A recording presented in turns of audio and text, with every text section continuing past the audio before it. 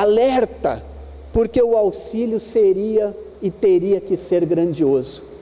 Todos eles foram recuperados pela espiritualidade, dentro de todo o amor, de toda a misericórdia divina. Mais difícil foi para aqueles que ficaram. E às vezes na nossa vida, quantos de nós às vezes estamos mortos e não sabemos? Porque alguma bomba atômica individual nos afetou. Eu pergunto para vocês, como é que você ficaria se você perdesse os seus únicos 2 filhos? Como é que você ficaria se a pessoa que você mais ama fosse assassinada? Como é que você ficaria se você, trabalhando numa empresa que tivesse lá 15 anos, sem imaginar, de repente fosse mandado embora? Se a sua mulher falasse para você: eu estou indo embora. São pequenas bombas que caem na nossa vida e que às vezes a gente acha que o nosso mundo foi pelo chão. Pelo chão foi Hiroshima e Nagasaki. Mas nós vamos verificar que na história o Japão, justamente por causa disso, se tornou hoje a 2ª maior potência do mundo. Levantaram-se, enfrentaram a crise, as dificuldades, mas demonstraram ao mundo a sua capacidade de reagir perante a toda desolação humana, porque muitos procuram os seus parentes até hoje e não têm mais suas famílias.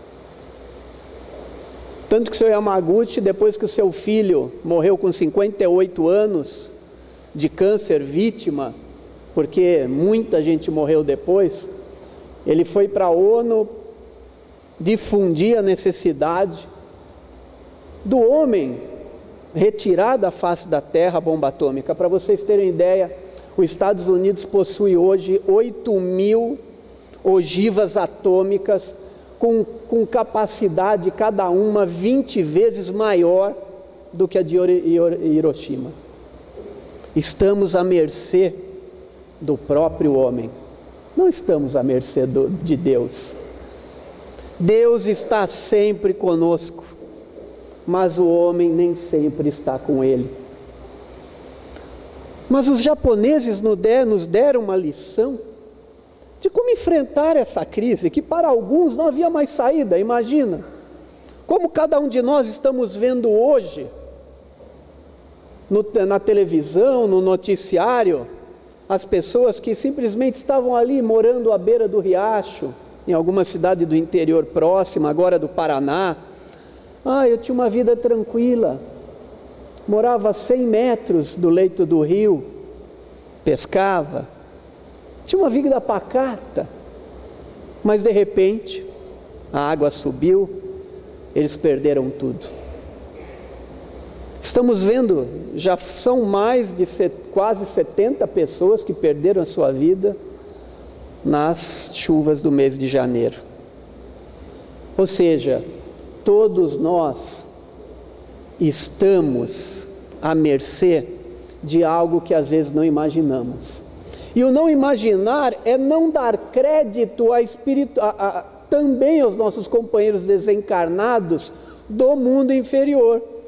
Se os japoneses já foram vítimas de 300.000 encarnados, imagina de quantos desencarnados somos também vítimas no nosso dia a dia, se não tivermos a devida proteção.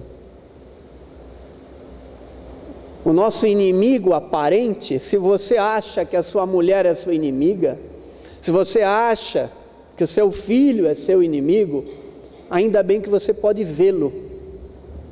E aqueles que você não pode ver? Porque às vezes toda essa desavença é justamente gerada pelo mundo espiritual inferior, ao qual em pensamento demos guarida a tudo isto. Abrimos as nossas portas pela nossa ignorância espiritual e fomos atingidos por ela. algo foi gerado, o que nós estamos vendo, o que aconteceu em setembro do ano de 2008, com todo o problema econômico mundial. Era, se não, todo um trabalho da espiritualidade inferior, junto com a ganância do homem, alimentando a exploração daqueles que não têm nada a ver com isso. E nós sofremos com tudo isso. O Lula falava que não era um tsunami, era uma marolinha, mas de certa forma, alguns de vocês que estão aqui foram afetados por ela. Ou perderam seus empregos, ou o seu negócio não se desenvolve na mesma velocidade. Então nós vemos que estamos à mercê de coisas que podem mudar a nossa vida a qualquer momento, porque afinal tudo muda, nada é igual. Se nós entendermos que estamos e devemos estar alertas às mudanças do mundo atual, não sobreviveremos. Agora, para sobreviver nesse mundo e para enfrentarmos todas essas crises, cada um de nós tem que ter um propósito na vida. Porque às vezes nosso mundo desaba, a bomba atômica nos destrói, porque não temos propósito, não sabemos qual é o nosso propósito aqui, não sabemos por que viemos, o que queremos da vida, porque o nosso propósito em determinado momento é ganharmos muito, sermos bem vistos pela sociedade, sermos pessoas felizes, de sucesso, porque é isso que a sociedade consumista nos pede. E aí ficamos à mercê dessa necessidade que nós não perguntamos qual é o significado verdadeiro dela. E aí quando o nosso mundo se destrói, a gente busca algo que até então a gente duvidava. Porque quando tudo está bem conosco, nós não precisamos de Deus. Mal lembramos dele nas nossas orações. Mal lembramos de agradecer todas as manhãs pela grande oportunidade, pela misericórdia divina de acordarmos bem, saudáveis e sob um teto. E como brasileiros sabemos que com um pouquinho de humildade você não passa fome. Porque, como eu já passei, como vocês já passaram dificuldade, fome vocês não vão passar. Se vocês chegarem no seu pai, na sua mãe, no seu vizinho, no seu amigo e falar: você pode me ajudar? Eu estou passando por dificuldade. Sempre vai haver uma mão a nos esperar. A questão é que nós não conseguimos entender qual é o significado, quais são os significados da nossa vida. Por que eu trabalho? Ganhar bem é um propósito. O que fazer com o dinheiro, como fazer, como aplicar, quem ajudar, aí é o significado da sua vida. E os japoneses só venceram e só se superaram porque não apenas tinham um propósito, mas tinha um significado moral e de vitória para com eles mesmos.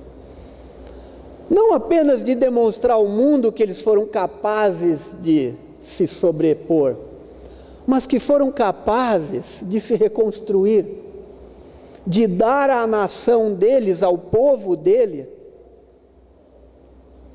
a real importância.